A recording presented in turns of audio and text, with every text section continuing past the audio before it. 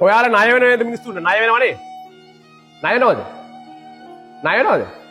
ඈ? මෙතෙන්ට එනවා හරි පින්වන්ත දෙන්නේ.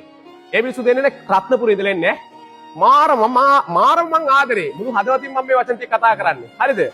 ඒ නෝනායි මහත්තයාලා මෙතන වඳින වැඳිල්ලට තමයි මං යාලත් එක්ක කියලා කතා කරේ. ඒ කතා කරනකොට එයාලා තරම් ඒ කියන්නේ පින්කම් කරන දබලා දෙන්නේ මං ඇත්තටම සමහරක් වෙලාවට දැකලා විතරක් ඒ දෙන තරම් හරි රහසිගතව තමයි පින්කම් කරන්නේ. හරි? හැබැයි යාලා මාත් එක්ක කතා කරනකොට ඒ මහත්තයා මට කියනවා මේ රසික මහත්තයා මේ අපේ නෝනට හිතට දුක් වෙන කාරණාවක් තියෙනවා. ඉතින් නෝන එක පාටකුත් නෑ මට දුකක් නෑ කියලා. නමුත් මං ගම මොකද්ද මහත්තයා කියලා. ඔයාලා දන්නවද එච්චර පින්කම් කරන, එච්චර මිනිසුන් උදව් කරන, මිනිස්සු වෙනුවෙන් රහසිගතව පින්කම් කරන ඒ මිනිස්සෙට සල්ලි අරගෙන රුපියල් කෝටි 8ක් විතර දෙන්නේ නෑ. රුපියල් කෝටි 8ක් විතර අරගෙන මිනිස්සුන්ට නැති බැරි වෙලාවට ඉල්ලුවෙන් පස්සේ දීපුවා, ණයට දීපුවා, ව්‍යාපාර කරගන්න දිනු වෙන දීපුවා. අද රුපියල් කෝටි 8ක් විතර මේ මිනිස්සුන්ට දෙන්නේ නෑ. ඒ උත්තම මනුස්සයට දෙන්නේ නෑ. මං ඉතින් එකපාරට හැරිලා ආවා. ඉතින් කෝටි 8ක් නැත්නම් ලොකු ගාණක් නේ. මං එයාගෙන් ඇහුවා මේ ඇත්තටම දුක නැද්ද කියලා. ඔයා දන්නවද එයාගේ පුත්‍රය මොකද්ද කියලා? රසික මහත්තයා සල්ලි නැති වෙන එක නෙමෙයි දුක.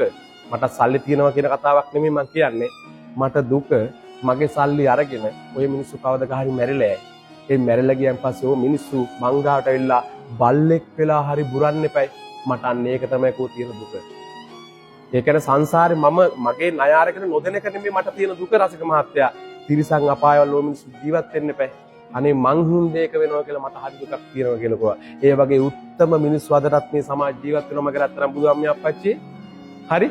ඔයාලා දන්නවද එක තරුණයෙක් හිටියා. මේ තරුණයා හැමදාම යනවා ස්වාමීන් වහන්සේ නමකින් බණ අහන්න. මේ බණ අහන්න ගියන් පස්සේ මේ හාමුදුරුවෝ මේ කොල්ලට කිව්වලු තාත්තා මැරුණා නේද? ඔව් ස්වාමීනි තාත්තා මැරුණා. එහෙනම් ඔයාලගේ ගමේ මෙහාම අහවල් කඩයක් ඇති. ස්වාමීන් වහන්සේට පේනවා හැමදේම. අහවල් කඩේ ඇති. ඒ කඩේට ගිහිල්ලා තාත්තා ණයයිද කියලා. තාත්තා ණය නම් ඒ මුදල් ටික ගෙවලා දාන්න.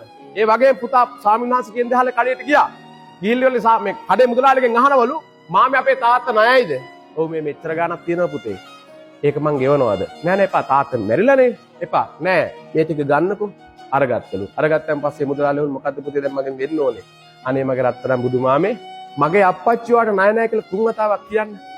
මුදලාලි තුන් වතාවක් ඔබේ අප්පච්චි මට ණය නෑ, ඔබේ අප්පච්චි මට ණය නෑ, ඔබේ අප්පච්චි මට ණය නෑ කියලා කිව්ව ගමන් කඩේ මුදලාලිට හිටපු වස්සා ලේවමන දාගෙන මැරනවලු මගේ රත්තරන් අම්මි.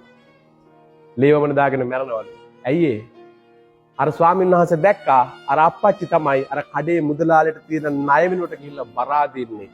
අර මිනිස්සෙටත් ඒක මතක් වුණේ. මට සල්ලි ගත්තු එක නෙමෙයි රසික මහත්තයා දුක. මට ණය වෙච්ච එකත් නෙමෙයි රසික මහත්තයා දුක. අනේ ඔය මිනිස්සු උපදින සංසාරයක් ගානේ තිරිසන් සතෙක් කියලා මට බරා දිනවට මං කැමති නෑ කියලා කිව්වා. තේරුණානේ? ඒ නිසා ඒ වගේ උත්තම හදවත් මේ ලෝකෙට පහළ වෙන්න කියලා රත්නපුරේ ඉන්නේ. මම අතිශෝක්තියක් කියනවා නෙමෙයි. සමහර විට ඔයාලට ඉදිරියේදී මං කොමරුසුත් කතා කරනකොට ඔයාලට පෙනේ. ඒ උත්තම මිනිස්සු අදටත් ජීවත් වෙනවා. ඔය අනිත් එක තමයි හොඳට ව්‍යාපාර කරගෙන ධර්මයත් එක්ක ජීවත් වෙන සමහරක් වල බංකොලොත් වෙන ගන්නවනේ. ගන්නවනේ. ඔයාලා හිතන්නේ මේ මිනිස්සු දුප්පත් කියලාද? ඔයාලා හිතන මේ මිනිස්සු දුප්පත් කියලා. කවදාවත් දන් දෙන මිනිස්සු දුප්පත් වෙන්නේ නැහැ මගේ රත්තරන් අම්මේ. ඔයාලට මේ එළියෙන් පේන දේවල් නැති වෙන්න පුළුවන් මහත්තයා. හැබැයි යාගේ හදවතින් එයා ගොඩක් සතුට වෙනවා. මොකද මුදිතාව කියලා කියන්නේ ඕකට අපි ඕන කෙනෙක්ට මෙස්සිත තියෙනවා. කරුණාව තියෙනවා. මෙත්තා කරුණා මුදිතාව නැහැ. මුදිතාව කියන්නේ මොකද්ද? තව කෙනෙක්ගේ සතුටක් දිහා බලලා සතුටු වෙන එකට මගේ රත්තරන් අම්මේ. කෙනෙක්ට දෙයක් දුන්නාන් පස්සේ මගේ නැති වෙන එක නෙමෙයි හිතන්න ඕනේ.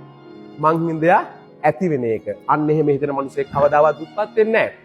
සුදත්ත සිටුවරයා. ඒ කියන්නේ අනේපිරි සුරුතුමාගේ ප්‍රධාන දොරටු හතරක් තියෙනවා. මේ හතරේ දේවතාවියෝ හතර දෙනෙක් ඉන්නවා. එක පාට සුදත්ත සිටුවරයා බංකොලොත් වුණා. ඔයාලා අහලා තියෙන්නේ බුදුහාමුදුර ආදිහොත්තයි මත විතර අවසානට දෙන්නේ. ඇයි හේතුව? නැගෙනහිර වාහල් කඩේ නැගෙනහිර දොරටු හිටපු දේවතාවියෝ ඇවිල්ලා කියනවා රෑ සුදත්ත සිටුවරයට බංකොලොත් නේද? බංකොලොත් නේ. සුදත්ත සිටුවරයා ඔව් කියලා කිව්වද? බංකොලොත් කරේ කවුද කියලා දන්නවද? නෑ. මමයි බංකොලොත් කරේ. ඇයි ඒ? බුදුහාමුදුරුවෝ බුද්ධ ප්‍රමුඛ මහා සංඝයා මේ සිටුමාලිගාට වඩින්න බෑ. මොකද මේ මට හැම වෙලේම මේ වාහල් කඩින් පල්ලෙහාට බහින්න බෑ එකක් කියනකොට. ඒ නිසා ඒ කට්ටෙන්ගේ ගමන මේක විතර නවත්තනවා නම් මම නැවත දිනු කළ දෙනවා කියලා සුදත්ත සිටුවරට කියලා තියෙනවා. දන්නවද?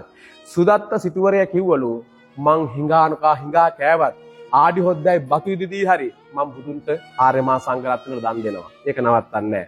ඒ නිසා කරුණාකර මෙතනින් ඔබ බහලා ඵලයන් දැන් දේවතාවියට කියන්නේ. හැබැයි කොච්චර දෙවියෝ වුණත් අයිතිකාරය කිව්වොත් යන්න ඕනේ. ඒක තමයි නීතිය. දැන් මෙයාට මෙතන තමයි හොඳම තැන. හැබැයි මෙයාට යන්නකෝ පාර යන්න තැනක් නැහැ. මෙයා ගිහින් ඉතුරු යාළුවට ගිහින් කුල් මාර වැඩේ මට සුදත් සිටුවර ගෙදරින් යන්න කියලා කිව්වා. එයා ප්‍රශ්නේ වාරගත්තෙත් නැහැ. මොකද එයාතුත් බුදුන්ට ආර්ය මහා සංඝරත්න උපස්ථාන කරන දෙවියනේ. ඊට පස්සේ මේ කතාව දිගටම ගියා සක්දේව දුකාවට. සක්දේව මොකද්ද කිව්වේ? කරුණා කළා ගිහිල්ලා දීපන් දෙගුණ තෙගුණ කළා. අන්න ඒ විතරම දේවතාව යනවා. ඇවිල්ලා කියනවා මට සමා වෙන්න. මං ගෙවපු හැමදේම ඔබ වහන්සේට අරන් දෙන්නම්. පොලියට දීපු සුදත් සිටුවරේ ජොබ් එක පොලියට දෙන එක. අහලා දෙනවද? අදටත් බලන්න ජේතවනාරාමේ පිටිපස්සේ ඒ මාලිගාවේ ඒ කියන්නේ සුදත් සිටුවරේ මාලිගාව අඩි 20ක විතර වලක් තියෙනවලු. අඩි 20ක විතර වලක්. ඒක තමයි කහවණු ගොඩ ගහලා තිබිලා තියෙන්නේ. අදටත් ඔය ඒ කියන්නේ ඉන්දියන් තරුණයෝ කියලා මේ වලේ බහලා හාර අදටත් කහවණු හොයා ගන්න ඕනේ. ඉතින් ඒ තරම්ම කහවණු තිබිලා තියෙනවා. මගේ රත්තරන් බුදුහාමි මේ දේවතාවිය කිව්වලු මෙන්න මේ හේතුව හින්දා මම මෙහෙම කරේ නිසා මට සමා වෙන්න කියලා පොලියට දීප දෙගුණ තෙගුණ කළ නැවත අරන් දීලා තියෙනවා. එක්තරා අවස්ථාවක සුදත් සිටුගේ භාණ්ඩාගාරේ හොදන් ගිහලා ගංගානන් නදියයි නැහිට තිබිලා තියෙන්නේ. ඒ සියලුම දේවල් නැවත අරන් දීලා තියෙනවා. කෙල කෝටියක් ධනය නැවත සුදත් සිටුවරට හම්බෙලා තියෙනවා මගේ රත්තරන් බුදුහාමි අප්පච්චේ. එස අපි හිතන තැනක් නෙමෙයි මේ දන් දෙනවා කියන එක කොහෙන් හරි ඔයාලට ලැබෙයි. හැබැයි ලැබෙනවා කියලා දෙන්න යන්න එපා.